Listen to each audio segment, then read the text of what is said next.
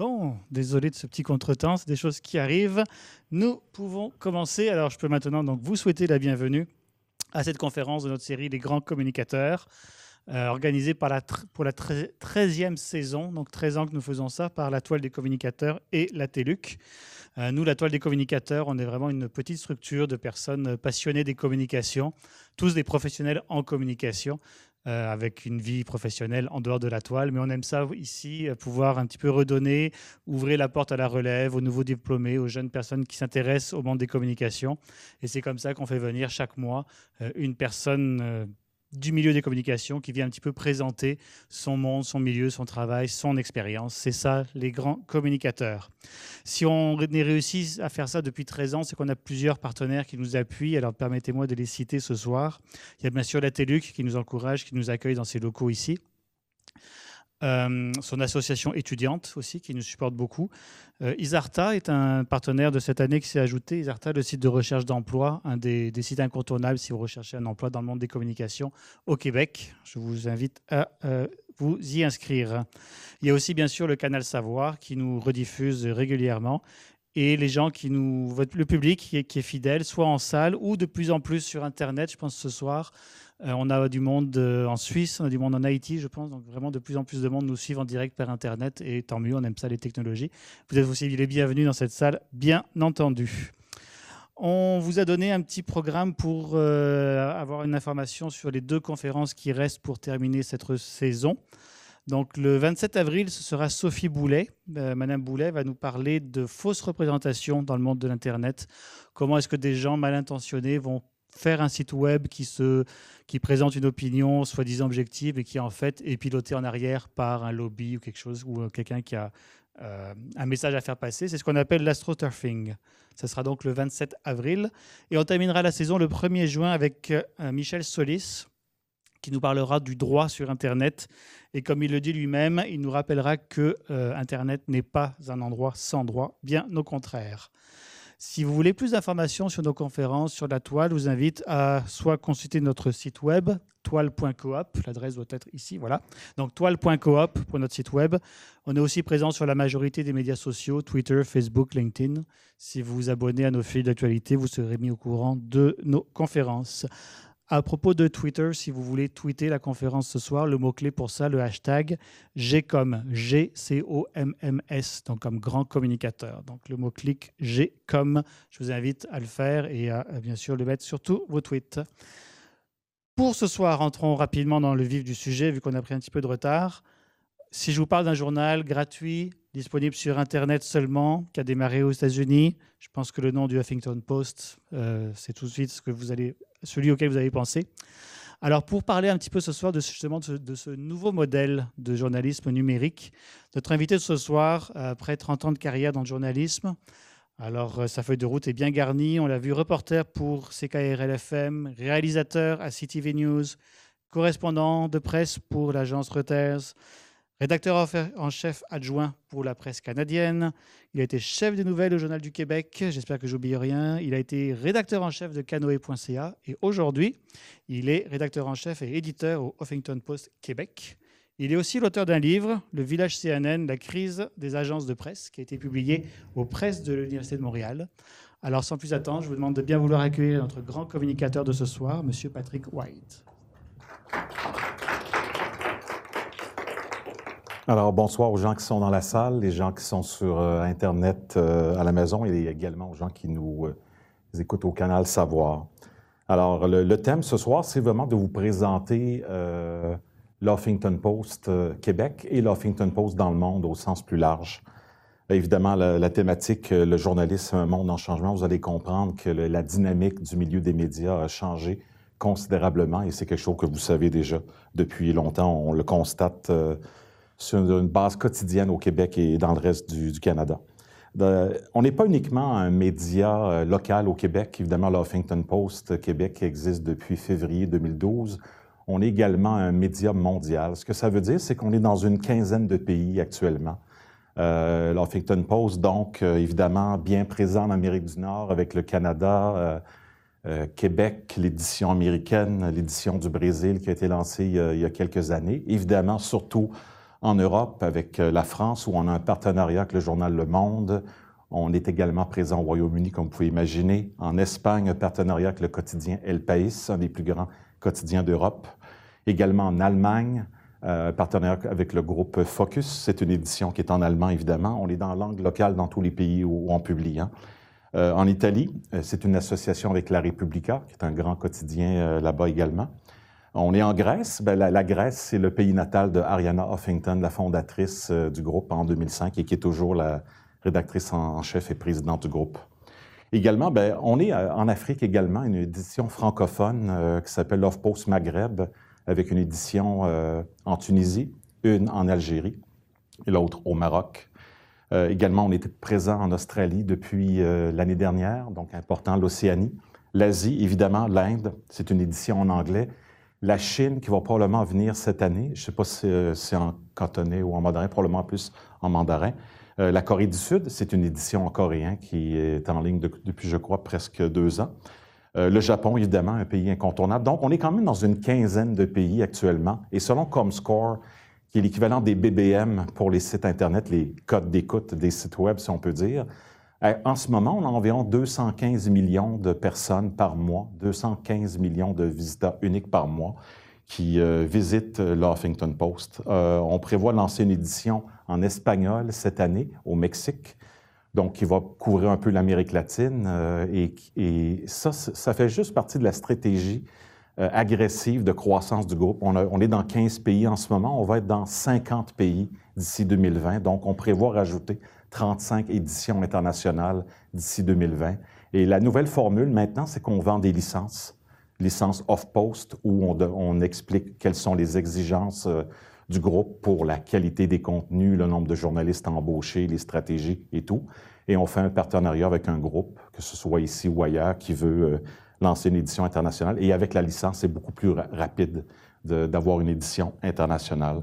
Donc, vous voyez, on est quand même bien répartis un partout dans le monde. J'ai oublié l'édition arabe, El Arabi, qui est basée à Istanbul et à Londres, et on diffuse en arabe depuis 2015. Donc, vraiment, le Huffington Post, c'est un média local au Québec, au Canada, mais c'est également un grand groupe international, autant que le New York Times peut l'être, ou d'autres éditions comme le Guardian ou encore le Washington Post ou The Economist. On est également un média national. Alors, il n'y a pas uniquement le Huffington Post Québec, il y a le Huffington Post Alberta, le Huffington Post BC, British Columbia, eux, ils sont en anglais, et également le Huffington Post Canada.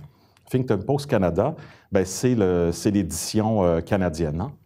Donc, selon Comscore, c'est le site numéro 1 de nouvelles au Canada, de loin devant le Globe and Mail, le National Post ou le Toronto Star, le Huffington Post Canada, qui a à peu près 9,4 millions de visiteurs uniques par mois. Au Québec, c'est 1,4 million de visiteurs uniques par mois pour le Huffington Post dans la province. Et évidemment, on a une édition basée à Calgary également et une à Vancouver. Donc, on est véritablement un média national qui diffuse dans les 2 langues. Et dès le début, ça a toujours été important d'être présent. Huffington Post Canada, ça a commencé en mai 2011. On fête les 5 ans en mai 2016. Et tout de suite après, on a commencé les démarches pour lancer le Huffington Post Québec.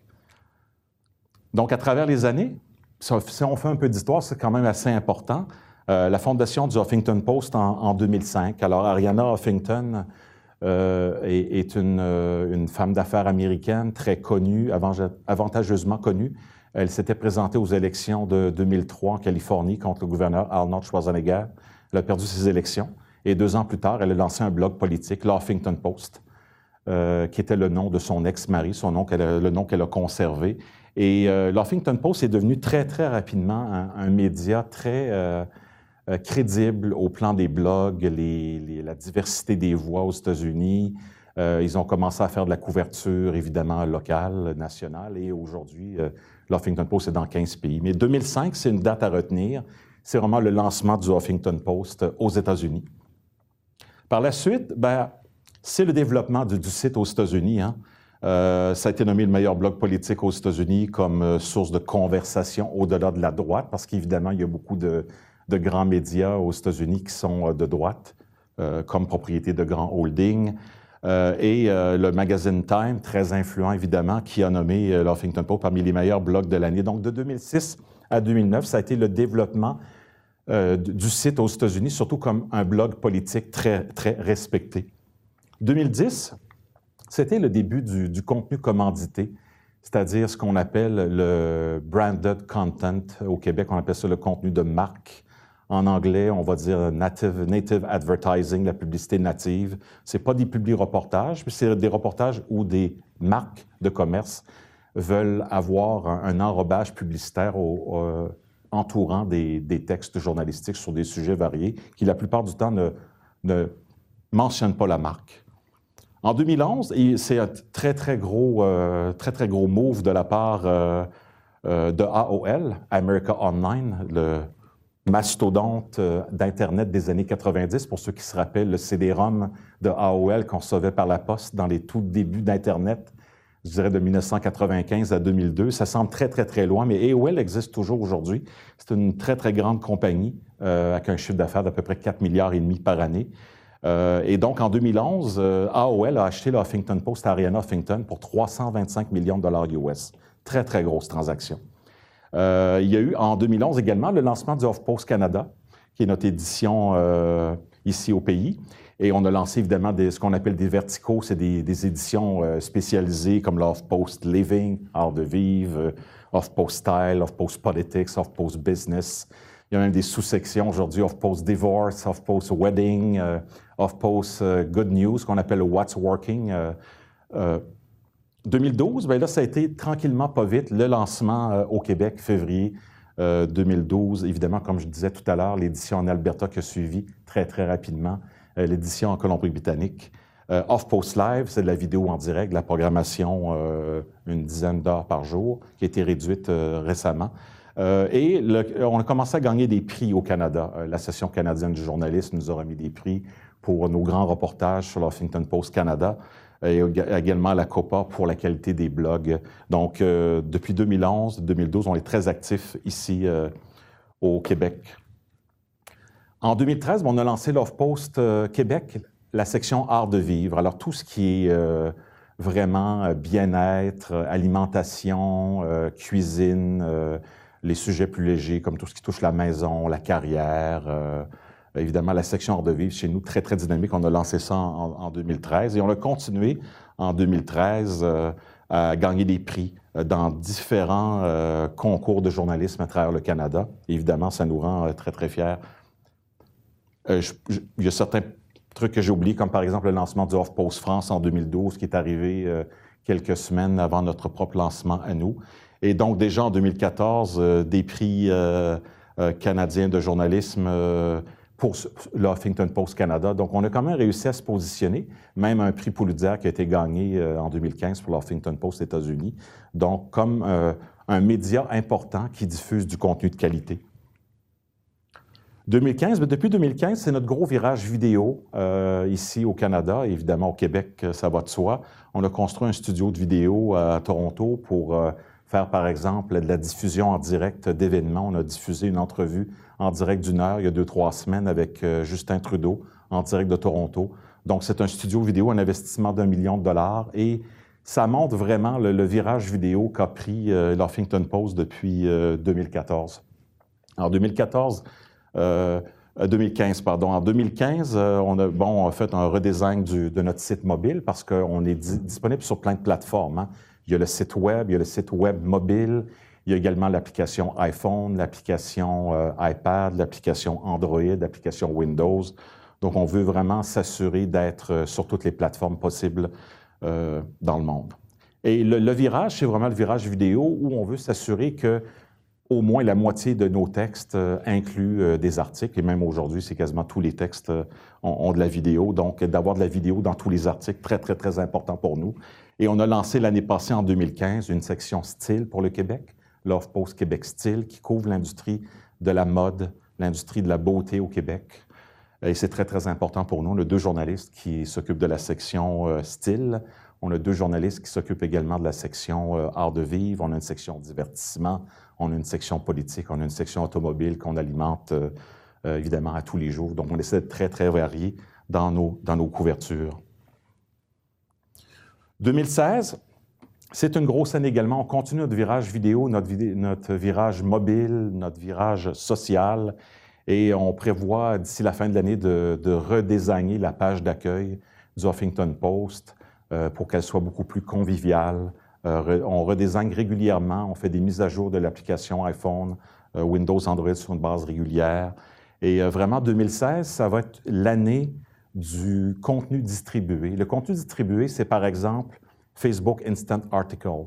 Quand vous êtes sur Facebook, dans l'application iPhone, quand vous cliquez sur l'article, vous restez à l'intérieur de l'environnement Facebook. Vous n'allez pas sur l'Huffington Post Québec ou l'Huffington Post International.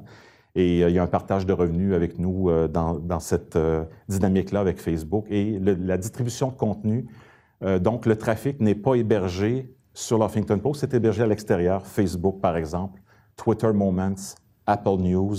C'est plusieurs services comme ça qui sont à l'externe. On appelle ça du contenu distribué. Il y a un très gros virage vers le contenu distribué en ce moment. Évidemment, Facebook Instant Article, c'est un partage de revenus avec eux. Et ça nous permet donc maintenant de monétiser nos contenus avec Facebook, ce qu'on ne faisait pas auparavant.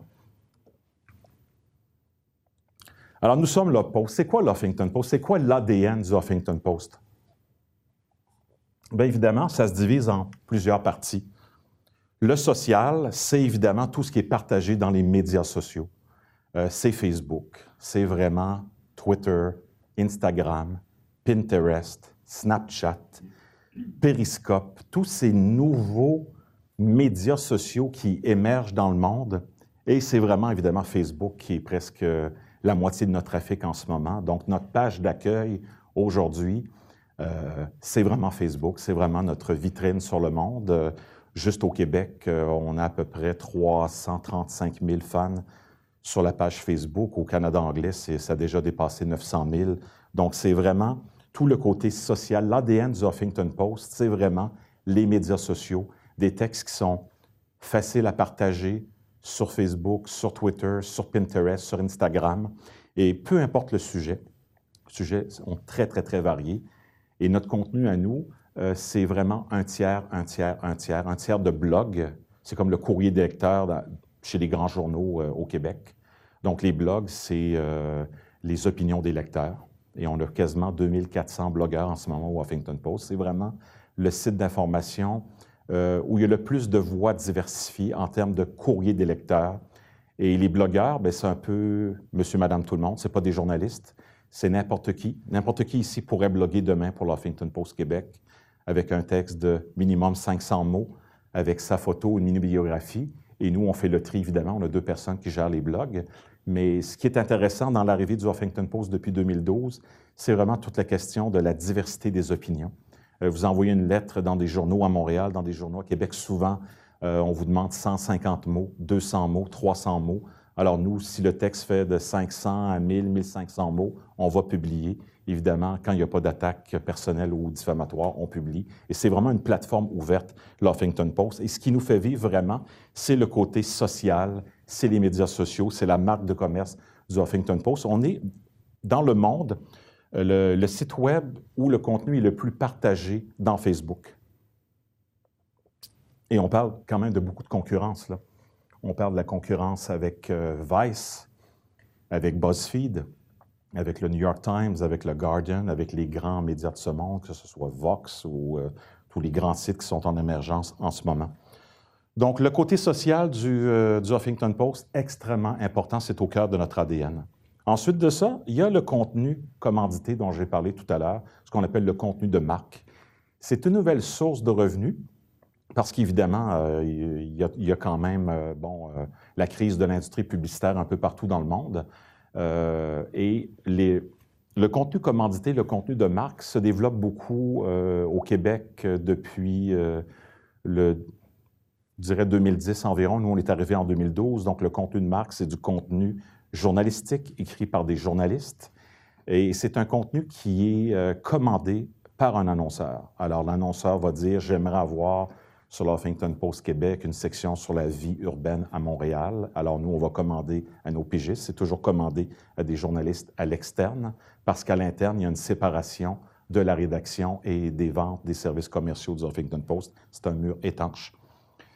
Alors, l'annonceur, lui, ce qu'il veut, c'est raconter des histoires sans qu'on parle de la marque. Mais l'enrobage publicitaire, l'article, la page où est publié l'article, il y a la publicité de l'annonceur, évidemment, qui se retrouve, mais les articles ne parlent pas des produits de l'annonceur et ne font pas la promotion du produit de l'annonceur. Donc, ce n'est pas du public-reportage comme c'était fait à l'ancienne dans les hebdos, dans certains magazines ou même dans les journaux. Et c'est toujours identifié comme du contenu de marque. Et c'est aujourd'hui une grande avenue pour les revenus du Huffington Post et de beaucoup d'autres médias à travers le Québec et un peu partout dans le monde. Le mobile. L'ADN du Huffington Post, c'est aussi le mobile. Pourquoi? Parce que 99% des jeunes ont un téléphone cellulaire. Si les chiffres pour le Canada, 76% des Canadiens vont avoir un téléphone intelligent d'ici la fin de 2016. Donc, les 3/4 des adultes au pays, des gens aux 18 ans, vont avoir un téléphone intelligent d'ici la fin de l'année. Et le Canadien moyen passe 2h53 par jour sur son téléphone. Et il y a même certaines études que j'ai lues aujourd'hui, c'est presque 33h30 par semaine de consultation sur Internet pour les Québécois adultes en haut de 18 ans. Donc, c'est quand même très important le mobile. Hein? J'ai d'autres chiffres ici pour vous. 91% des gens qui ont un téléphone intelligent utilisent surtout les applications sur leur téléphone. Ça, c'est très intéressant. Et c'est pour ça qu'on met à jour nos applications régulièrement. Et on sait aussi que les Canadiens dépensent de plus en plus, font des achats en ligne avec leur téléphone. Et on prévoit en 2016 une augmentation de 55% de la croissance publicitaire sur les mobiles. Alors, c'est sûr que nous, on se finance avec la publicité, avec le contenu de marque, mais le mobile, c'est là où les gens sont, c'est là où les jeunes sont. La moitié de notre trafic est mobile en ce moment, donc quand c'est pas mobile, ça vient des ordinateurs portables ou des ordinateurs traditionnels. Et c'est sûr que le tipping point, comme on dit en anglais, le point de bascule a eu lieu au Québec en janvier dernier, où là, vraiment, la grande majorité de notre trafic vient des téléphones mobiles intelligents. Et on se rend compte qu'évidemment, le mobile, c'est une source d'avenir pour tous, surtout avec l'intérêt des médias et des annonceurs d'aller chercher les jeunes, les 18-35 ans surtout, qui sont connectés en tout temps. Je dirais peut-être 18-20 heures par jour sur leur téléphone. C'est comme une extension de leur corps.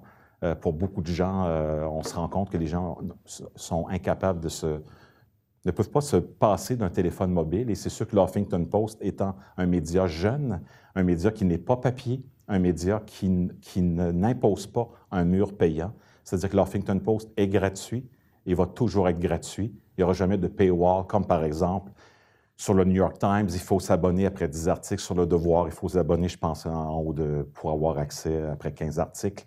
Les médias spécialisés comme le Financial Times, le Wall Street Journal, eux, ce sont des médias payants. Et nous, on va demeurer un média gratuit.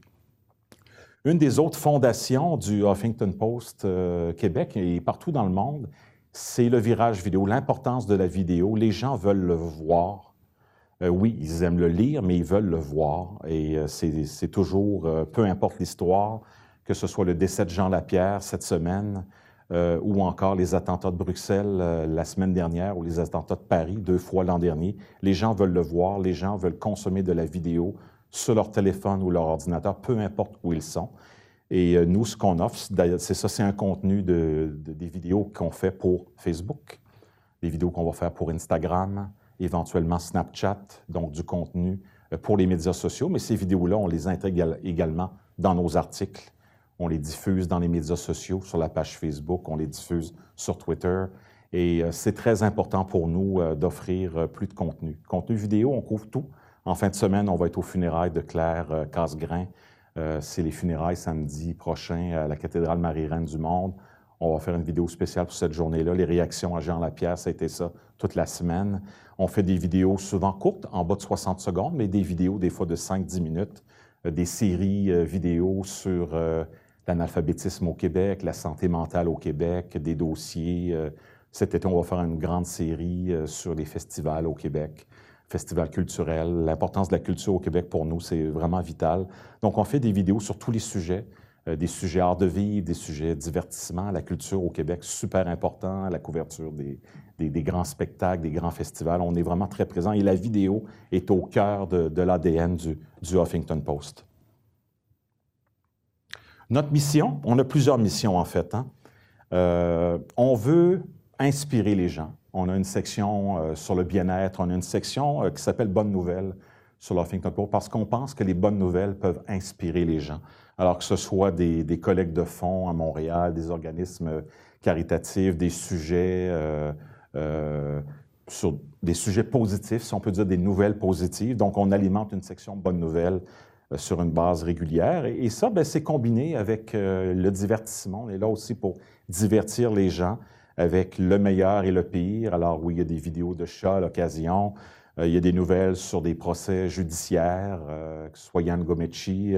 On voit la photo de Retta Parsons, une jeune fille de Halifax qui s'est suicidée après avoir été harcelée sur le web, après que des photos d'elle nues aient été diffusées sur Internet il y a quelques années. Donc, le divertissement, nous, de notre côté, ce qu'on fait, c'est du contenu plus léger. Par exemple, la section art et spectacle, section art de vivre, section style, des vidéos viraux qui circulent sur Internet, tout en inspirant les gens dans différentes autres sections, dans les sections art de vivre, avec des dossiers spéciaux sur l'importance de se déconnecter par rapport aux technologies. Ça fait vraiment partie de la philosophie d'Arianna Huffington, de trouver un équilibre de vie, une qualité de vie, de ne pas toujours être happé par la technologie. Donc, on a beaucoup d'articles sur ces sujets-là.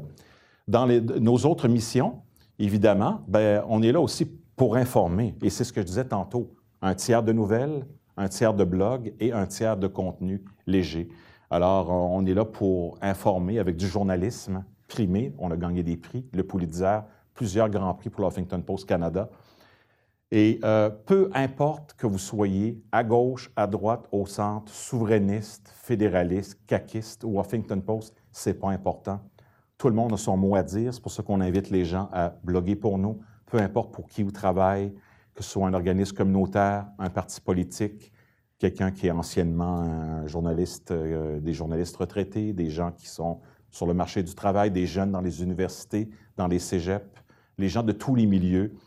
Et l'empowering, comme on dit en anglais, ça fait partie de notre mission, c'est aider les gens à vivre la vie qu'ils désirent, être capable de s'exprimer sur les sujets qu'ils veulent.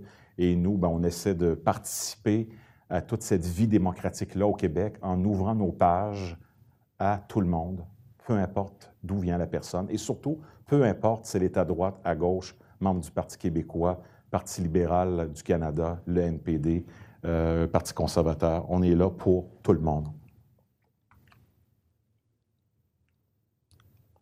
Alors, la couverture de la nouvelle, comment ça se fait chez nous? Évidemment, on est abonné à tous les médias importants, que ce soit Radio-Canada, la presse canadienne, l'Associated Press. On est abonné à Reuters depuis quelques semaines. On est abonné à l'agence France Presse. Et on s'abreuve de plus en plus à l'ensemble du réseau du Huffington Post. Et ça, c'est une bonne nouvelle parce qu'on a une diversité de contenus. Je dirais qu'un peu plus des 2/3 de notre contenu vient du réseau du Huffington Post. Le reste vient des agences de presse. Et si on regarde ce qui s'est passé avec les attentats à Paris en janvier 2015, ça donne une très bonne idée d'où est rendu le Huffington Post aujourd'hui. Donc, on se souvient de l'attaque terroriste en janvier 2015 contre les locaux de Charlie Hebdo. Alors, très, très rapidement, le Huffington Post France qui était sur le coup avec des images, de la vidéo, un blog en direct que nous, on a récupéré tout sur le champ parce qu'on partage la même langue. Je présume même que le HuffPost Maghreb a repris intégralement les textes du HuffPost France. Et ces mêmes textes-là, comme par exemple le blog d'Anne Sinclair, qui est la directrice du HuffPost France, son blog a été repris en français au HuffPost Québec, HuffPost Maghreb, mais traduit en anglais et dans toutes les autres langues pour l'ensemble du réseau du Huffington Post. Alors, c'est ça la puissance du réseau, c'est-à-dire de se concerter pour l'échange de textes, la traduction des textes, se coordonner pour faire des séries journalistiques sur des grands dossiers, peu importe le sujet. Et c'est cette force-là qu'on n'avait pas auparavant. Là, maintenant, on est dans 15 pays Et avec les attentats de Bruxelles, on l'a vécu la semaine dernière. HuffPost France était aux premières loges, comme Bruxelles est à 2 heures de Paris. Et si on remonte à janvier 2015, bien déjà, comme par exemple le rédacteur en chef de l'édition française, Paul Ackerman, s'est retrouvé en ondes sur MSNBC aux États-Unis très, très, très rapidement, et d'autres réseaux, des forums pour rapporter en temps réel ces événements-là. Donc, en plus d'avoir l'accès aux agences de presse, on a maintenant nos propres journalistes à Québec, à Montréal. D'ailleurs, je rappelle que l'Huffington Post Québec a un bureau à l'Assemblée nationale à Québec depuis 2 ans. On est au Parlement fédéral à Ottawa également. On a un bureau francophone depuis l'été dernier. Donc, l'importance de couvrir la nouvelle politique, pour nous, c'est vital parce que nos lecteurs en mangent de la politique. Et ça me fait penser à Jean Lapierre. On était pas mal sur la même longueur d'onde que Jean Lapierre, sur le côté noble de faire de la politique et l'importance de valoriser le travail des politiciens et de ne pas tout le temps être cynique. Et nous, avec nos bureaux à Québec, bien, ça fait partie de la couverture qu'on veut faire. Alors, vous voyez la couverture qui a été faite par l'Huffington Post France en janvier 2015 lors des attentats de Paris, le premier, celui de Charlie Hebdo, bien, ça a été repris en manchette sur la page d'accueil du HuffPost Grèce, Royaume-Uni, évidemment, États-Unis, Japon, Brésil, Canada, comme vous pouvez imaginer. Donc, c'est vraiment un réseau mondial qui, ça c'est la une du HuffPost Canada et la une du HuffPost Québec le matin même. Vous pouvez imaginer quand on s'est fait réveiller ici vers 5-6 heures du matin, des moments qu'on ne peut pas oublier. Mais ça, c'est un travail qui se fait en collaboration avec nos collègues de la France et là, le HuffPost Chine qui va arriver bientôt, le HuffPost Mexique. Donc, ça va nous permettre vraiment d'élargir notre couverture et à tel point qu'au HuffPost États-Unis, depuis le 1er janvier, on s'est désabonné de l'Associated Press, qui est la principale agence de presse américaine et une des principales agences de presse dans le monde. Et on a conservé l'argent pour embaucher des journalistes HuffPost un peu partout à travers les États-Unis. Et je sais qu'il y a d'autres éditions du HuffPost dans le monde qui regardent aussi l'éventualité de ne plus être abonné aux agences de presse pour pouvoir profiter du réseau mondial du Huffington Post. Mais évidemment, aux États-Unis, ils ont plus de moyens. C'est le siège social du Huffington Post. Alors, ils ont fait ce geste-là de se désabonner de l'Associated Press à partir du 1er janvier 2007. Donc, c'est déjà en vigueur. Donc, notre couverture est beaucoup plus originale qu'elle l'était auparavant. Une des composante vraiment importante, et ça fait partie de l'ADN du Huffington Post, c'est toute la question des blogs. Les blogs, c'est le courrier des lecteurs que vous avez à la presse, au Journal de Montréal, au Journal de Québec, au Soleil, au Droit d'Ottawa. Nous, on avait à peu près 160 blogueurs quand on a lancé le site en 2012. Là, on est rendu à peu près à 2400 blogueurs au Québec. C'est énorme. Si on regarde les journaux à Montréal ou au Québec, ils ont entre 5 et 20 blogueurs. Souvent même, ils ont réduit le contenu de blog. Entre autres, par exemple, chez Sympathico, il n'y a plus de blogueurs. Et nous, au Québec, ben, on publie les blogs de David Cameron, on publie les blogs d'Isabelle Tessy dans la section Art de vie, Marie-France Bazot, qui a déjà blogué pour nous, Pierre-Carl Pellado, David Suzuki, Justin Trudeau, des gens d'un peu partout dans le monde, Nathalie Richard qui couvre tout ce qui est art de vivre à Montréal, les ouvertures de restaurants, la cuisine, les produits du terroir québécois, Richard Branson qui a déjà blogué pour nous. Et donc, c'est ça, beaucoup de blogs qu'on traduit, qu'on adapte en français, avec l'aide du HuffPost France en particulier. Et ben, nous, au Québec, on a notre réseau de grands blogueurs, que ce soit Donald Charette qui couvre la politique à l'Assemblée nationale à Québec. C'est un blogueur. Des gens d'un peu partout qui sont à Québec, à Montréal, en région, qui nous envoient leurs textes, des jeunes qui sont à l'université, dans les cégeps, comme je disais tout à l'heure. Des gens importants, influents, comme les frères Kielburger qui ont fondé Free the Children, qui sont canadiens. Des gens inspirants. Alors nous, on aime beaucoup avoir des gens inspirants qui écrivent pour nous. Et comme je disais tout à l'heure, le seul critère, c'est vraiment d'avoir un texte de 500 mots, de ne pas avoir d'attaque personnelle, de nous envoyer une photo avec une courte biographie et on publie vos textes, ce qui fait que la plateforme du Huffington est vraiment une plateforme ouverte. Donc, le contenu, c'est sûr, hein, le contenu, ça fait partie, c'est vraiment, nous, on aime avoir notre contenu à nous. Et les blogs, ben, c'est des gens, dans notre cas, à nous, 95% des blogs qu'on publie, ce sont des blogueurs québécois. qui sont au Québec, qui sont francophones. On va traduire évidemment les meilleurs blogs du HuffPost Canada. Je pense que c'est important de mettre fin aux deux solitudes. On parle souvent des deux solitudes. Le Québec fait ses trucs de son bord, le Canada anglais fait ses trucs de son côté et personne ne se parle. Nous, ce qu'on essaie, c'est de rassembler les gens. Alors, s'il y a un bon blog sur HuffPost Canada, on le traduit. S'il y a un bon blog sur HuffPost États-Unis, Inde, Royaume-Uni, on va le traduire de l'anglais. S'il y a un bon blog sur HuffPost Brésil, sur la situation politique en ce moment au Brésil, avec la crise politique et judiciaire là-bas, on va traduire les billets vers le français et vers toutes les autres langues.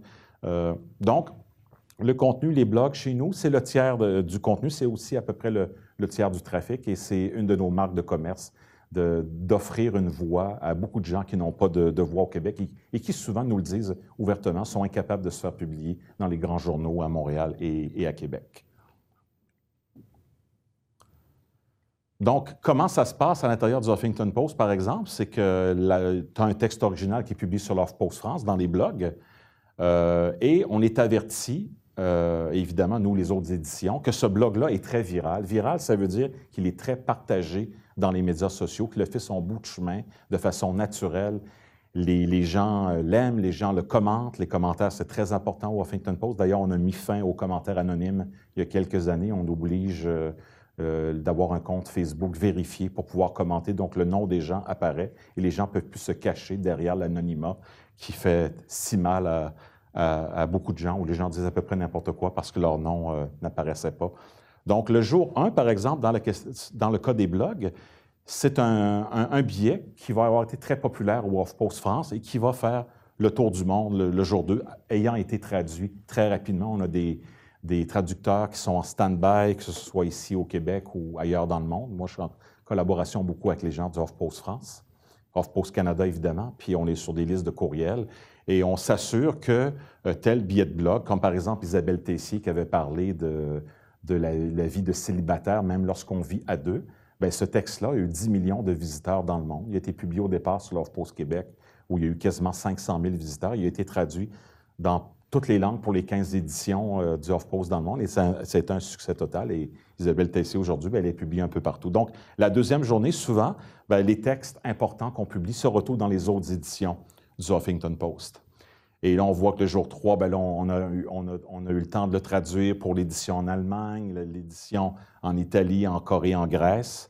Et l'Espagne également, la quatrième journée, bon, a vu que ça marchait bien au HuffPost Italie, donc eux aussi, ils vont le traduire. Ce qui fait que ces textes-là circulent et c'est très, très important aujourd'hui, la circulation de l'information, surtout à l'intérieur d'un grand groupe comme nous.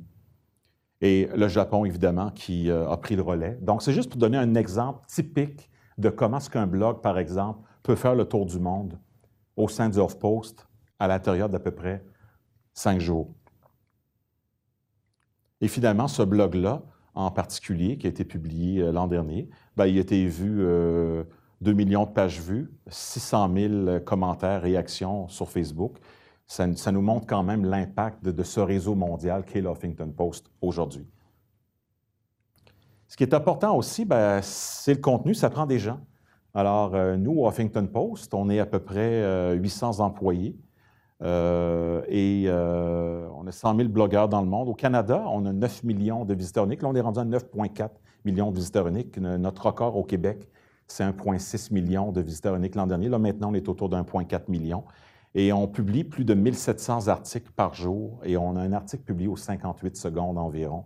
Donc, c'est une machine, le Huffington Post, une machine qui fonctionne 24 heures sur 24 à travers différents fuseaux horaires. Et j'essaie d'imaginer où est-ce qu'on va être en 2020 avec les 50 éditions. Et c'est très difficile de voir où est-ce qu'on va être, mais ça va être un réseau renforcé. Ça va aller encore plus vite, évidemment, parce que les médias sociaux changent sans arrêt. Je vais en parler davantage tout à l'heure. Mais évidemment, il y a des changements incroyables. Un journaliste aujourd'hui, au Québec ou ailleurs dans le monde, fait le travail de 4 personnes il y a environ 20-25 ans. Un journaliste, il y a 25 ans, bien, il allait sur le terrain avec un réalisateur, un preneur de son, un monteur s'il faisait de la télé. Aujourd'hui, souvent, c'est lui qui va prendre la caméra, qui va être vidéojournaliste en même temps. On va lui demander de tweeter en direct, on va lui demander de faire un texte rapide à partir de son téléphone pour envoyer à la rédaction. On va peut-être lui demander d'être en direct, même avec des applications comme Periscope, où tu peux faire de la vidéo en direct, Meerkat, Periscope, à Facebook Live Vidéo, qui a commencé en décembre dernier. Donc, la pression qui est mise sur le journaliste en général, c'est énorme. Évidemment, on se rend compte que la technologie a un impact énorme parce que la technologie évolue sans cesse, change sans cesse, et on doit s'adapter à chaque année à tous ces changements-là, évidemment.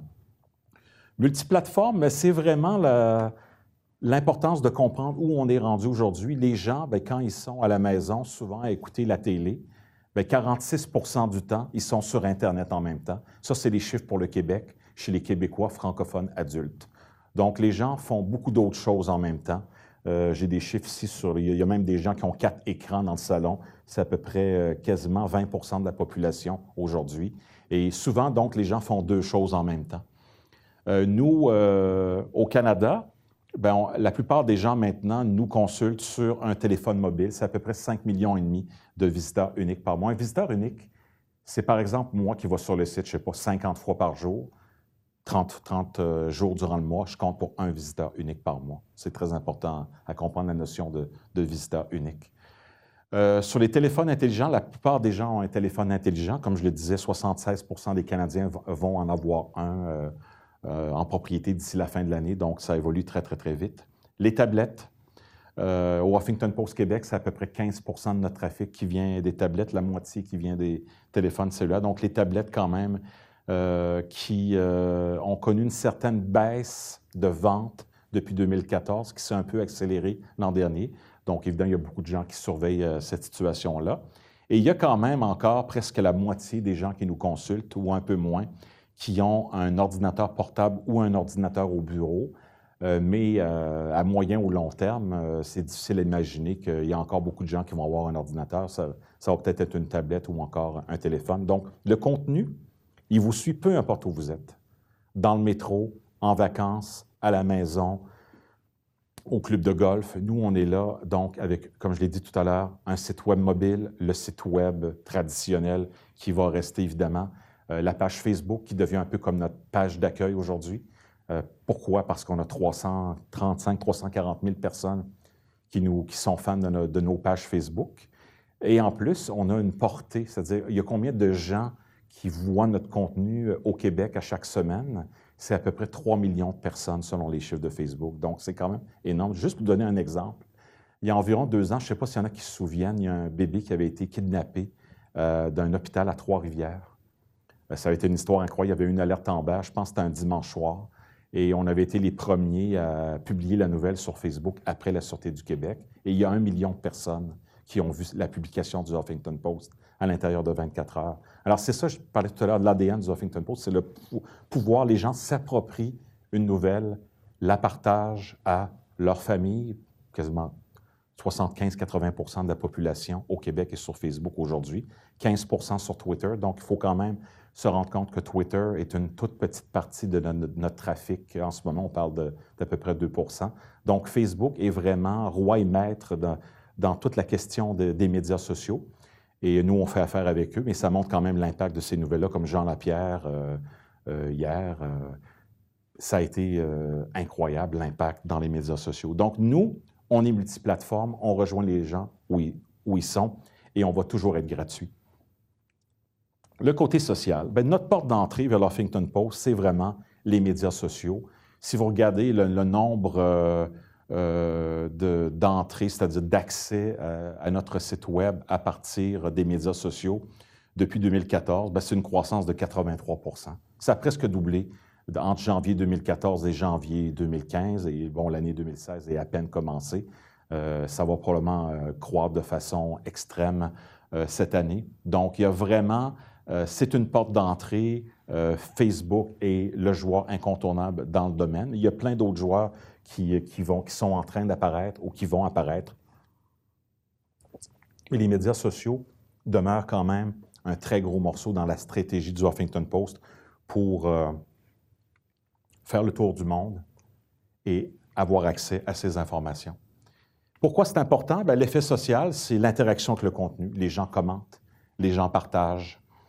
Il y a le référencement également. Quand les gens font des recherches dans Google, dans Bing ou dans Yahoo, ils vont souvent tomber sur un texte du Huffington Post Québec. Pourquoi? À cause du SEO. Le SEO, c'est le référencement. On met des mots-clés dans nos textes. On met souvent entre 5 et 15 mots-clés. Et quand les gens tapent ces mots-clés-là dans Google ou dans Google Actualité, parce qu'on a des ingénieurs brillants, que les journalistes font un travail. Ce n'est pas des robots qui publient les textes sur Huffington Post Québec, c'est des journalistes qui sont là de 5 heures du matin à 11 heures le soir, 7 jours par semaine. On est rendu une vingtaine de journalistes dans le bureau juste à Montréal et on a une personne à Québec et une personne à Ottawa. On était 5-6 la première année. 4 ans et demi plus tard, on est rendu une vingtaine, sans compter les gens des ventes. Et le référencement, c'est extrêmement important. Ça nous apporte à peu près 15 % de notre trafic. Dans les médias sociaux, c'est plus que la moitié de notre trafic et 90 % de ce trafic-là, c'est Facebook. Donc, vraiment énorme. Donc, si on regarde mensuellement, juste au Canada, on a 3,5 millions d'interactions. Donc, les gens interagissent, 3,5 millions de personnes interagissent avec nos textes sur une base mensuelle. C'est vraiment énorme. Au Canada, j'en ai parlé tantôt, quasiment presque 1 million d'abonnés dans les médias sociaux. Nous, au Québec, je l'ai dit tout à l'heure, quasiment 335-340 000 abonnés Facebook, juste pour le Off-Post Québec, Off-Post Québec Auto, Off-Post Québec Art de vivre, Off-Post Québec Style, qui sont nos principaux sous-sections à l'intérieur du site. Donc, c'est toute la question de la conversation. Nous, on est en conversation avec les gens. Quand les gens nous écrivent, on leur répond. Ils nous posent des questions dans les médias sociaux, sur Twitter, sur Facebook, on va leur répondre. Et de plus en plus, bien, avec l'arrivée de Snapchat, évidemment, ça fait partie des trucs qu'on veut développer cette année.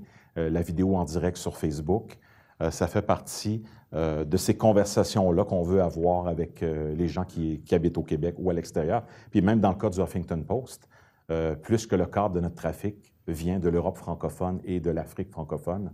Donc, on a un très grand bassin de gens qu'on rejoint à l'extérieur du Québec. Et ça, on s'en rend compte beaucoup avec les attentats de Bruxelles, les attentats de Paris. On se rend compte qu'on rejoint un bassin international. Facebook, on revient toujours un peu à Facebook. Hein, c'est la magie de Facebook qui nous permet de partager nos textes, de nous amener ce trafic-là. Je le disais, c'est quasiment 89 % de notre trafic des médias sociaux qui vient directement de Facebook. Twitter, c'est 2 % et l'autre 9 %, c'est d'autres, probablement Pinterest, Instagram et d'autres médias sociaux un peu moins connus. Le virage mobile, ben, j'en ai déjà parlé beaucoup tout à l'heure. Hein. Les téléphones, avec de la publicité, des bandeaux publicitaires. On met également de la publicité avant les vidéos et ça, c'est très payant. Ça paye beaucoup plus que les bannières traditionnelles. Donc, nos sources de revenus, c'est la publicité et le contenu de marque. Et il y a toujours une séparation entre la rédaction, comme j'ai dit tout à l'heure, et les ventes. Et on a un virage mobile. La moitié de notre trafic est mobile, comme j'ai dit tout à l'heure. Juste au Canada, on a eu 200 000 téléchargements de l'application Off-Post, une application qui est mise à jour plusieurs fois par mois. On a eu encore une qui a été mise à jour il y a quelques jours.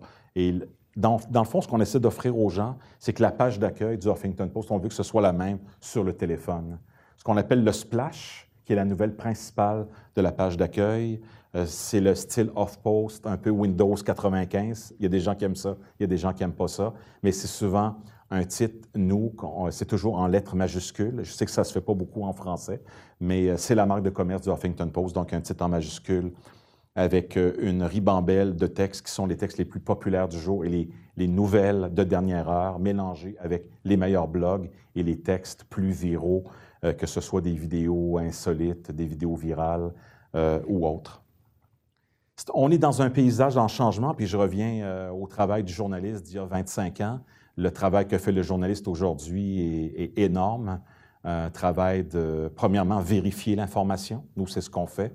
On a attendu des heures hier avant d'annoncer le décès de Jean Lapierre. Un paysage qui est en changement constamment.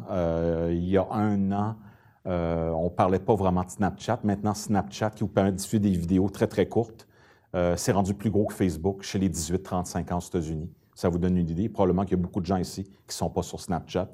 La vidéo en direct sur Facebook s'appelle Facebook Live Video. Ça a commencé à la mi-décembre. Facebook Instant Article, qui est vraiment la publication instantanée d'une de vos nouvelles à l'intérieur de l'environnement de Facebook sans aller sur le site du Huffington Post ou sans aller sur le site du Journal de Montréal ou du New York Times. Ça a commencé l'an dernier. Nous, on est là-dessus depuis à peine un mois et demi. Donc, le marché, c'est un marché en changement et le marché est fragmenté. On a juste à regarder les portails Internet, comme j'en parlais tout à l'heure, Sympathico, Canoë, Yahoo Québec, dont la rédaction a été décimée, je crois, 1 an ou 2. Donc, c'est un peu la fin des portails et l'arrivée des sites sociaux comme BuzzFeed. BuzzFeed qui fait des vidéos virales, courtes, faites toutes pour Facebook, fait pour le site également. Tout est mis sur les médias sociaux. Si on regarde Vice, Vice Media, il y a eu un investissement de plusieurs centaines de millions de dollars là-dedans. Je crois par Disney l'an dernier, il y a eu des centaines de millions de dollars qui ont été mis également dans BuzzFeed, par NBC, je crois. Donc, on se rend compte qu'il y a beaucoup de nouveaux médias qui émergent. Et pendant ce temps-là, il y a beaucoup de médias qui tirent de la queue, qui ont vraiment de la difficulté. Donc, il y a eu des fusions de journaux au Canada anglais cette année, les journaux Sun qui ont fusionné avec les journaux Post-Média à Ottawa, à Calgary, à Winnipeg, à Vancouver, dans des grandes villes quand même, où maintenant, il y a un même propriétaire pour 2 journaux. Et la concentration de la presse qui prend de l'ampleur un peu partout. Et c'est là où entre en ligne de compte le Huffington Post Québec. C'est une nouvelle voie faite par des Québécois pour des Québécois. Dans le cas du HuffPost Canada, c'est fait par des Canadiens anglais pour des gens qui habitent au Canada anglais. Le HuffPost Alberta, c'est vraiment fait pour des gens qui sont uniquement en Alberta. Et on fait la même chose en Colombie-Britannique. Et j'ose croire que dans les autres pays qu'on va développer le réseau au cours des prochaines années, l'important, c'est que le contenu vit sur des plateformes sociales qui souvent sont externes même au Huffington Post, comme par exemple Facebook ou Twitter. Et c'est là où maintenant les gens se lèvent le matin, ils regardent leur téléphone. Et nous, ce qu'on fait beaucoup, on envoie des notifications, on envoie des alertes sur les téléphones cellulaires à tous les jours quand il y a des grosses nouvelles. Les gens apprécient beaucoup ça. Ça amène un trafic important sur le site. C'est vraiment en développement. C'est toute la question du push, c'est-à-dire pousser de la nouvelle vers les utilisateurs. Et là, quand on parle de nouvelles, c'est les alertes de dernière heure, quand il y a un budget fédéral, un budget provincial, qu'on a également des nouvelles importantes d'un peu partout au Québec ou ailleurs dans le monde. Et évidemment, on est en mode essai-erreur. On a commencé à faire de la vidéo il y a à peine 1 an et demi. Alors bon, est-ce qu'on fait une vidéo de 3 minutes, 2 minutes et demie, en bas de 60 secondes? Qu'est-ce qu'on fait quand on fait des séries avec des reportages documentaires de 5, 6, 7, 8 minutes? Là, on parle peut-être de faire des documentaires de plus de 5 à 10 minutes. Donc, il y a quand même un appétit pour du contenu long, ce qu'on appelle le long form journalism, qui est de plus en plus valorisé, autant au Québec qu'ailleurs. Et nous, on expérimente. On reste à l'affût de tout ce qui se passe, que ce soit le contenu de marque, Snapchat, Instagram, le contenu distribué, le contenu visuel, la réalité virtuelle qui nous rattrape. Hein, le New York Times qui fait des vidéos en réalité virtuelle maintenant, des vidéos 360 degrés, ce qu'on appelle des vidéos immersifs. Donc, il y a vraiment énormément de types de nouveaux contenus qui se présentent à nous et qui vont nous forcer à changer la manière dont on raconte l'information, dont on raconte les histoires, les articles, évidemment. Et ça fait partie de l'espèce de révolution journalistique qui est en branle partout dans le monde. Donc, on est en mode expérimentation. Cette année, on va expérimenter beaucoup ces médias-là, Snapchat, Instagram, pour évidemment apprendre de nos erreurs et voir ce qui marche bien dans les autres Huffington Post. On se parle sur une base régulière, évidemment. Là, vous voyez à droite plusieurs applications. Donc, les stratégies, j'en ai parlé un peu tantôt, le push, les infolettres. Il y a peut-être des gens qui vont dire que les newsletters, les infolettres, c'est fini. Croyez-les pas. Les infolettres, ça marche bien. Le taux d'ouverture de ces courriels-là, quand il y a des nouvelles importantes, nous, on envoie 3 newsletters par jour, une pour l'Huffington Post Québec, une pour l'Huffington Post Art de Vivre et une pour l'Huffington Post Québec Style. Et quand il y a des nouvelles de dernière heure, on envoie une alerte sur les téléphones et par courriel. Et vraiment, l'infolettre, ça fonctionne toujours bien. Et même à l'intérieur d'une organisation, c'est efficace. C'est sûr que le taux d'ouverture, c'est pas mirobolant, mais c'est quand même des dizaines de milliers de personnes qui ont l'information avant les autres. Et évidemment, Facebook, Twitter, on poste sans arrêt. Nous, on programme sans arrêt Facebook 24 heures sur 24, 7 jours par semaine, 365 jours par année. Et sur Twitter, on programme également la nuit lorsqu'on ne diffuse pas quand on est fermé. Donc, ça nous permet d'atteindre le public sur tous les appareils, peu importe où ils sont et peu importe à l'heure où ils se réveillent, où ils vont se lever. Donc, même la nuit, on offre du contenu. On est toujours on, comme on dit. Être social d'abord, c'est notre mantra. C'est notre ADN, c'est le nombre de ce qu'on appelle des références, c'est vraiment le trafic qui vient chez nous. Ça vient beaucoup des médias sociaux, ça comprend la gestion d'un large auditoire. Nous, on essaie vraiment d'être en contact avec notre auditoire en permanence. Être social d'abord, c'est quoi? C'est d'avoir une application qui est mise à jour quasiment une fois par mois.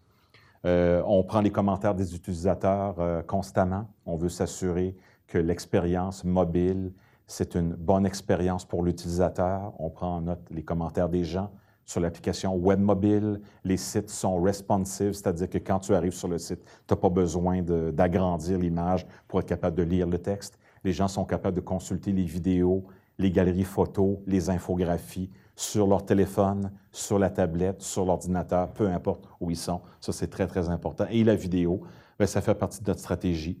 1 million de vidéos vues par mois sur nos sites mobiles, incluant les applications, c'est énorme. Et au Québec, ça fait partie de ce qu'on veut faire, la vidéo. On a 2 vidéojournalistes à Montréal, un à Québec, un à Ottawa, puis ça fait partie de notre croissance. On est un des rares médias au Québec qui gère encore une croissance. On continue à embaucher des gens.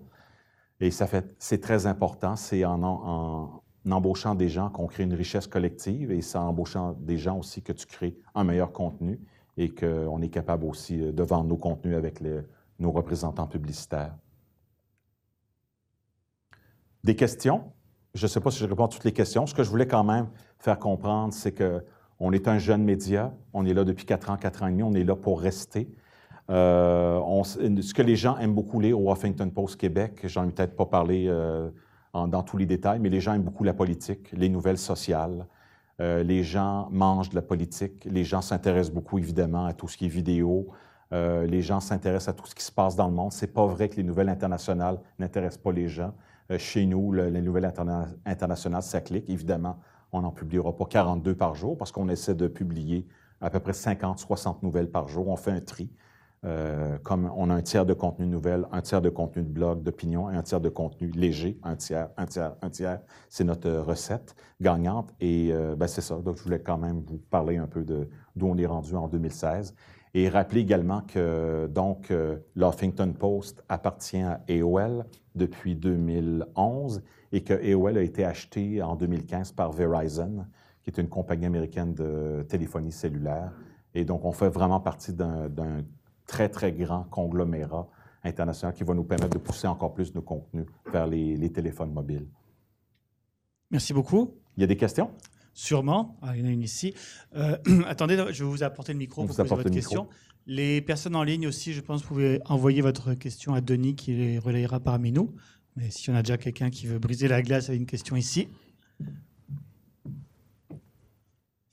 Quelle est la relation entre l'évolution de la politique éditoriale et l'analyse des données sur ce qui est lu et pas lu? C'est une très bonne question. Alors nous, on a des outils, que ce soit ComScore ou Omniture ou encore des logiciels qui nous permettent d'avoir des statistiques en temps réel sur le contenu qui est lu sur le site au moment où on se parle. On reçoit des rapports par courriel à chaque heure sur les statistiques, sur chacun des textes qui a été lu, qu'est-ce qui n'est pas lu, tout ça.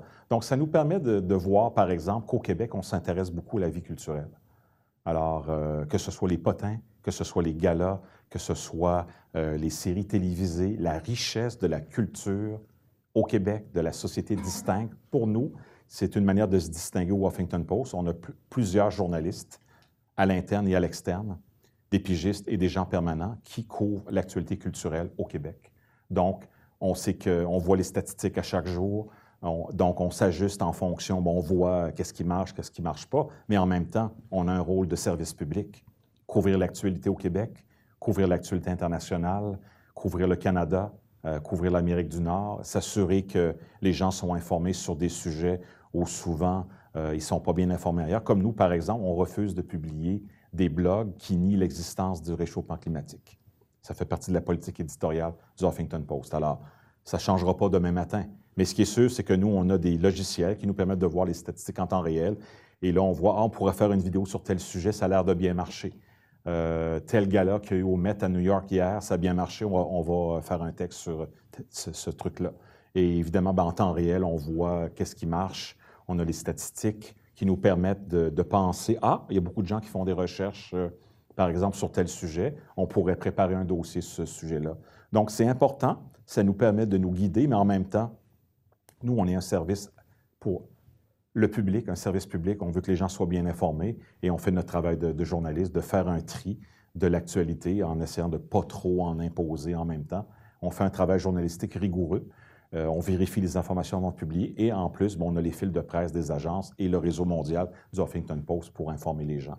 Mais c'est un rôle qui est en constante évolution, mais on a des questions de principe, la crédibilité, on vérifie tout et il faut informer les gens sur les sujets qui, selon nous, sont importants. Donc, l'environnement, par exemple, c'est un sujet qui nous tient à cœur. Le Huffington Post est un média qui est un petit peu plus à gauche que la majorité des médias qui sont, pour la plupart, plutôt à droite. Donc, ça fait partie un peu de la culture Huffington Post, justement. Comme par exemple, nous, ce qui nous a mis au monde, c'est vraiment la crise étudiante de 2012. On a été lancé, je pense, le 8 ou le 12 février 2012. Le 23 février 2012, il y a eu la crise étudiante, la grève étudiante qui a duré quasiment 4-5 mois.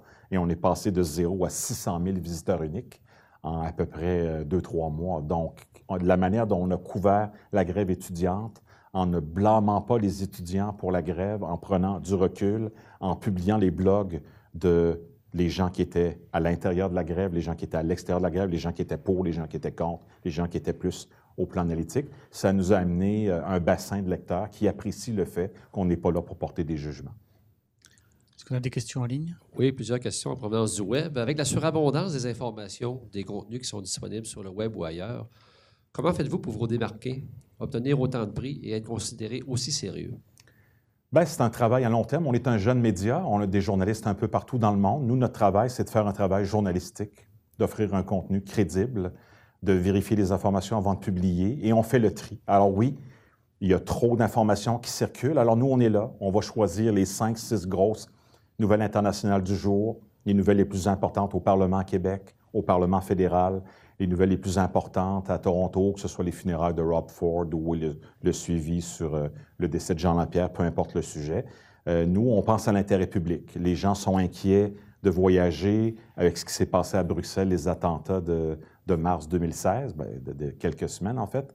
On se rend compte que c'est important pour nous d'être là, de rapporter ces faits-là et de faire le tri. Et le tri, comment il se fait? C'est que nous, on a un tiers de blogs d'opinion, un tiers de nouvelles et un tiers de contenu léger pour informer les gens, les divertir, mais aussi les inspirer. Et c'est pour ça qu'on ne publie pas 100, 150, 250 nouvelles par jour. Il y en a trop. Nous, on fait le tri pour les gens. On fait le tri également sur Twitter et sur Facebook. Et après ça, les gens peuvent commenter et s'approprier ces nouvelles-là et les propager via les médias sociaux. Mais notre rôle, c'est un rôle d'éducation du public. On a une section bonnes nouvelles. Comme je disais, les gens apprécient qu'on ait une section bonnes nouvelles. En France, ils appellent ça « ça marche ». Aux États-Unis, au Canada anglais, c'est la section « What's working ». Donc, on publie des nouvelles positives, ce que la plupart des médias ne publient pas au Québec. On a vraiment une section bonnes nouvelles qu'on alimente régulièrement. On va en faire encore plus. On offre du contenu vidéo que beaucoup d'autres médias n'offrent pas. C'est souvent des contenus courts, mais des contenus longs également. Puis il y a des gens qui veulent du court, il y a des gens qui veulent des contenus plus longs. On est là pour aussi faire des reportages plus longs de type documentaire. Et le contenu sérieux intéresse quand même les gens, malgré tout. Il n'y a pas juste les vidéos de chats sur la Terre. Avez-vous une approche ou une stratégie pour développer du contenu régional hors Montréal, Québec et Ottawa? C'est une très bonne question. Premièrement, il y a les blogueurs. Alors, j'invite les gens qui sont ici ce soir, et je vous invite personnellement à venir bloguer pour nous. Les gens qui sont à la maison, en région, qui nous écoutent sur le canal Savoir, vous pouvez bloguer pour le Huffington Post pour parler de votre région, parler de ce que vous faites, vous exprimer sur des sujets. On n'a pas de section régionale en ce moment, mais s'il y a des gens qui nous approchent pour développer plus de contenu régional, faire des associations avec des médias régionaux, nous, on essaie de publier le plus de contenu de l'extérieur de Montréal. Moi-même, étant natif de Québec, Je sais qu'il n'y a pas juste Montréal qui existe sur la planète Terre, que ce qui se passe à Québec, c'est très important, que la ville de Québec, ce n'est pas une région, c'est la capitale. Et c'est la même chose pour les 14 autres régions administratives du Québec. Vous avez des nouvelles, vous pouvez nous les envoyer à nouvelles avec un S à commercial huffingtonpost.com. Et évidemment, tous les journalistes sont crédités. Les journalistes sont payés également pour leurs textes, leurs photos et leurs vidéos. Les blogs, c'est non rémunéré, parce que c'est comme le courrier des lecteurs. Mais on est très ouvert à faire des partenariats pour mieux couvrir les régions. Je pense que c'est important de mieux couvrir les régions du Québec à un moment où ils ont l'impression que tout est trop centralisé à Montréal et à Québec. C'est encore Il y a moi. pas de questions à la salle. La stratégie est complexe et nécessite de gros moyens. Est-ce qu'il y a encore de la place pour les petits médias sur le web? Oui, il y a de la place. On a juste à regarder ce que fait Ricochet, par exemple, à Montréal, au Canada anglais, des sites plus financés par le crowdfunding, donc le sociofinancement. Moi, je crois beaucoup au sociofinancement. Je regarde les sites hyper locaux comme ruemaçon.com. Moi, j'habite à Rosemont. Je trouve que ruemaçon.com fait une super bonne job à bien couvrir ce qui se passe vraiment à Rosemont, couvrir le conseil municipal en direct. Ça, c'est très important que les conseils municipaux continuent à être couverts en direct par les médias régionaux. Il y a beaucoup d'hebdos qui ont abandonné ça depuis des années. Et moi, je déplore ça en tant que membre de la Fédération professionnelle des journalistes du Québec et également ancien membre du CA de la FPJQ, qui représente près de 2000 journalistes au Québec. Dans un tout autre ordre d'idée, comment composer avec l'absence de liberté de presse en Chine? Oui, la Chine, ça fait partie de la négociation qu'on va avoir avec eux. Je sais qu'ils veulent bloquer. J'ai vu une dépêche ce matin disant que la Chine envisage de bloquer presque tous les sites web étrangers. Alors, ça fait partie des négociations qu'on va avoir avec les Chinois, qui vont sûrement des négociations très serrées par rapport au contenu à être diffusé. Donc, oui, c'est un gros dossier à surveiller. Alors, s'il n'y a pas d'autres questions en salle, est-ce qu'on termine par une ou deux questions en ligne, Denis? Oui, j'en ai encore Et juste pour 4. terminer, les petits médias, revenir à la question des petits médias, je n'avais pas terminé mon idée. Il y a de la place pour les petits médias. Nous, ce qui nous aide, c'est qu'on avait AOL derrière, qui est une multinationale qui brasse des milliards. Maintenant, c'est Verizon, qui est propriétaire de AOL, qui est encore plus gros. Et AOL demeure une entreprise, une entité indépendante à l'intérieur de Verizon, ce qui est très important. Les petits médias avec le sociofinancement, ça peut aller très loin.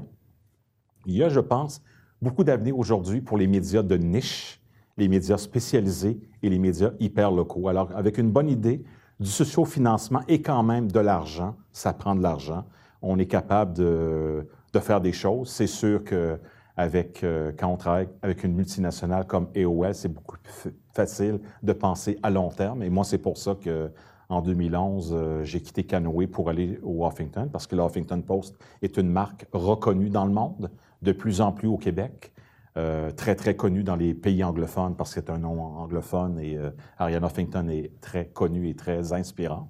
Mais il y a de la place pour plus de concurrence, plus de médias québécois et plus de médias locaux également, en trouvant un financement. Bon, il n'y a pas beaucoup de philanthropie au Québec, malheureusement, du côté francophone, mais c'est quelque chose qui pourrait se développer au fil des années. Croyez-vous encore au journal papier? Le journal papier en a pour maximum 10 ans. Le journal La Presse est terminé depuis le 1er janvier, sauf l'édition du samedi. Le Devoir, ils en ont encore pour quelques années en papier. Je pense qu'ils vont basculer au numérique d'ici 5 à 10 ans. On se rend compte très clairement que les journaux Sun au Canada anglais, Post-Media, ça va probablement disparaître en papier d'ici 5 ans. Au Québec, le journal Le Soleil, je pense et l'ancien groupe GESCA, là, qui est parti à Martin-Cochon, je leur donne encore quelques années papier, ils vont virer au numérique. La presse est déjà au numérique, le Toronto Star vire numérique. Les grands médias au Canada ferment leurs imprimeries et ils sous-traitent l'impression du journal. Donc, il y a encore de la place pour le papier, peut-être plus les magazines spécialisés. On voit que Le Voir a été relancé sur une base mensuelle. Peut-être avoir plus de succès que l'édition hebdomadaire qui existe depuis déjà quelques années. Mais il y a encore de la place pour le papier, mais je dirais maximum 10 ans. Moi, je suis très nostalgique. J'ai encore l'abonnement papier à la maison. Mais chez les jeunes, ce réflexe-là n'existe pas. Et eux, ils sont à 99% sur le mobile aujourd'hui. C'est la raison de la stratégie aussi du Huffington Post. Dans la même veine, comment percevez-vous les virages web des grands médias? Bien, c'est important ce que fait le Journal de Montréal depuis 2 ans profiter de l'impact de Facebook, d'avoir embauché des dizaines de journalistes au Journal de Montréal, Journal de Québec, pour développer une stratégie numérique, parce que tout passe par le numérique maintenant. Le Journal La Presse, qui est complètement numérique, il y a quand même encore 265 journalistes aujourd'hui. Radio-Canada, ils ont reçu plus d'argent dans le budget fédéral, donc ils font beaucoup de journalisme de données, un truc qu'on veut faire aussi. Ils font plus de reportages avec des infographies animées, avec du visuel, le contenu visuel très important. C'est important de mieux mettre en valeur l'information, de mieux expliquer l'information, de mieux l'analyser. Et je pense que tous les médias au Québec n'ont pas le choix, que ce soit TC Média, le journal Métro, même le journal Le Soleil, le réseau, l'ancien réseau GESCA, tout le monde s'est un peu réveillé dans les dernières années. On n'a pas le choix, ça passe par la vidéo, le mobile et tout ce qui est social, les médias sociaux. Et si les gens ne prennent pas ce virage-là, ils vont être fermés dans quelques années, ça c'est très clair. Une question qui est à double volet. Sur quoi repose l'avenir du Huffington Post et quel est le plus grand défi du Huffington Post en 2016? Le plus grand défi, c'est de bien s'adapter à tous ces changements-là, dont le contenu distribué, ce qu'appelle Facebook Instant Article, j'en ai parlé, Apple News, Twitter Moments et tout. L'avenir est radieux parce qu'on est une grande compagnie, qu'on gère une croissance à l'intérieur de grands groupes de presse. Notre défi, c'est vraiment de s'adapter aux technologies. Voir ce qui marche le mieux, que ce soit avec Facebook, je l'ai dit tantôt, Snapchat, qui va être très important dans la stratégie cette année, la vidéo en direct sur Facebook, Facebook Vidéo Live. Donc, d'expérimenter et de ne pas avoir peur de faire des erreurs à l'occasion. Il n'y a pas de honte à faire des erreurs dans la vie. Comme on dit, on peut faire des erreurs, on réussit, et c'est comme ça qu'on réussit à être meilleur. Mais pour nous, le Huffington Post, on gère une croissance, on est chanceux, mais on embauche des gens, et c'est en embauchant des gens qu'on réussit à créer de la richesse aussi. Alors, le temps passe. Est-ce qu'on a une dernière question pour conclure? Oui. Est-ce qu'il y a des chapitres du Huffington Post qui sont plus d'avant-garde que d'autres? Bien, il y a plus d'argent au Huffington Post aux États-Unis, plus de personnel, donc ils sont en mesure de faire plus de vidéos, d'expérimenter Snapchat plus rapidement, parce que la vague américaine, avant d'arriver au Canada, souvent, il y a un délai de 6 mois, 1 an et demi. Donc, ils ont HuffPost aux États-Unis, très avant-gardiste du côté tout ce qui est l'expérimentation des médias sociaux, que ce soit avec Periscope, le Facebook Live vidéo, avec le contenu de marque également. Je pense que les États-Unis donnent un peu, HuffPost États-Unis donne un peu le lead à tout le monde et nous, en quelques mois, on répercute un impact différent, mais on essaie de tester ces technologies-là chez nous, évidemment. Puis, il faut s'adapter, sinon on va mourir. C'est aussi simple que ça. Alors, merci beaucoup. Merci.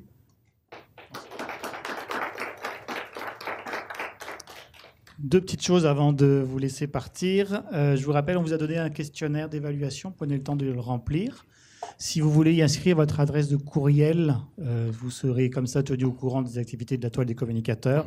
L'adresse de courriel n'est donnée à personne d'autre. Elle reste à la Toile, rassurez-vous, ne serez pas spammé du tout. Vous pourrez déposer votre questionnaire sur la table qui était à la sortie. En ligne aussi, Denis va vous envoyer toutes les informations pour répondre au questionnaire. Mettez plein de commentaires, on aime beaucoup ça. Suivez-nous sur les médias sociaux ou notre site web toile.coop, les médias sociaux Twitter, Facebook, LinkedIn pour les principaux. Et je vous donne rendez-vous, ce sera le 27 avril où nous recevrons Sophie Boulet qui nous parlera de la fausse représentation en communication. Merci beaucoup d'avoir été avec nous. Bonne fin de soirée.